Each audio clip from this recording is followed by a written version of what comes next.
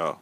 Hello, my name is Chad, and I am one half of Talk Football because my brother is currently in Virginia on vacation, and I have to stay here because I have a football camp with my high school next week. So, Chad, tell me why you think that the Eagles will be better than the elites of the team, or if you think that they are elite. Whoa. And I think the two elites are Green Bay and Seattle, and I'll throw New England in there, even though they won on a fluke. That's AFC. That's AFC. We're talking about NFC. I'm talking NFL. Oh, okay. Talk to me. So, basically, I think the Eagles, if their off-season moves work out, they'll probably be the third best team in the NFC because, well, when you look at their schedule, the first game they've got Atlanta on Monday Night Football. Then they play the Cowboys, which is a very important game at home, and the Cowboys' best defensive player, Greg Hardy, is suspended for the first 4 games of the season, so that's an advantage for the Eagles. But anyway, talk to me about personnel as well as the larger NFL, New England, and the potential of them starting off 0-4. Well, Eagles personnel first. Their personnel is all right. Their running back trio could be like the best in the NFL. They got DeMarco Murray, the rushing title leader last year. He had 1,845 rushing yards. He got traded from the Cowboys to the Eagles. Well, they released him. And then you got Ryan Matthews, who came off a good season with the Chargers. They released him. And then Darren Sproles, a returning Eagles player. He is a dual-threat running back. He can catch passes out the backfield and run the ball effectively. So I think our running back trio is okay. Our O-line is probably the third best O-line in the NFL behind the Cowboys O-line. They're number 1, and number 2 is Seattle because they block real well for Marshawn Lynch, beast mode.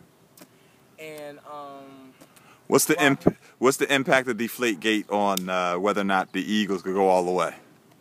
That doesn't really have a great effect. It has an effect on the AFC playoff picture because if the Patriots go 0-4, then I don't think it affects their playoff chances, but it could affect their season, where they seed in the playoffs.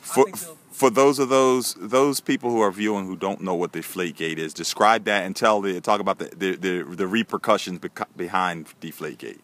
So in the NFC Championship, the Patriots quarterback, Tom Brady, was accused of deflating footballs. I thought it was a Super Bowl.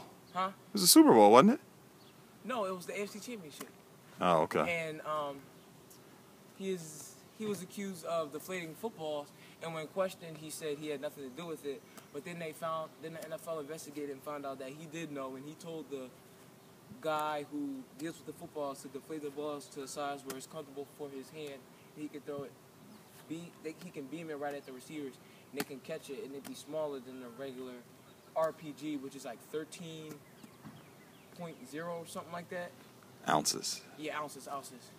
And so, since he got caught doing that, he got a suspension of 4 games, plus they lost draft picks. I don't know the exact draft picks, but it's for next year, I know. And all right, so what impact's that going to have on the beginning of his season? Since he's not going to play the first 4 games, do you think they'll win those first 4 games? Well, I think they'll lose to Pittsburgh, they'll lose to Buffalo, and they'll lose to Dallas. Who's the 4th game? New Orleans. I think they'll beat New Orleans. Okay, now, do you think that in a very high-scoring game? Well, what about the Beagles against, say, Seattle? What about the Eagles against Seattle and Green Bay, who are the elites of the NFC? Seattle or Green Bay this year, they did last year. All right, suppose they get to the NFC Championship. Can they beat? No, divisional playoffs. Can they beat? Can they? If the defense plays up to its potential with the offseason additions, I think they can go up to Green Bay. What are the offseason additions? They got Kiko Alonso, who was the runner-up for Defensive Player of the Year in 2011 behind Luke Kuechly. He was a good player until he tore his ACL, but now he's back. And he played with Chip Kelly at Oregon when he was in college. And they got Byron Maxwell at corner. He is when he played in Seattle, the 2 years they went to the Super Bowl, he was a corner opposite of Richard Sherman. He's a good corner. So usually when the Eagles play a team with the top receiver, he'll stick them the entire game. Our front four is already good. We had like the third most sacks last year. And Connor Barwin, our outside linebacker, had the most sacks in the NFC with like 14.5. And my only concern is the strong safety position. Our free safety, Malcolm Jenkins, is okay. But I'm concerned with our strong safety, and that's it. So if the Eagles' defense can play up to its potential, I think they could go into Green Bay and beat Green Bay. I don't think they'll be able to beat Seattle because their defense... Well, let me get back to that. Let me get into that. So Chip Kelly's offense, he made a lot of personnel moves on the offensive side of the ball. He let go his best receiver and best running back. His best running back, LaShawn McCoy, he traded him for Kiko Alonso, and he's with Buffalo now. And LaShawn McCoy's with Buffalo. And Jeremy Maclin, he was a free agent, and that means you have to re-sign him by a certain date, or he becomes a free agent. So he became a free agent, and he signed with the Chiefs and reunited with his former coach Andy Reid in Kansas City. So now the depth chart for receivers is Jordan Matthews, who had a great rookie season last year, Nelson Aguilar, who was drafted by the Eagles with the 20th pick in the first round in the 2015 draft, and then Riley Cooper, who is a blocking specialist.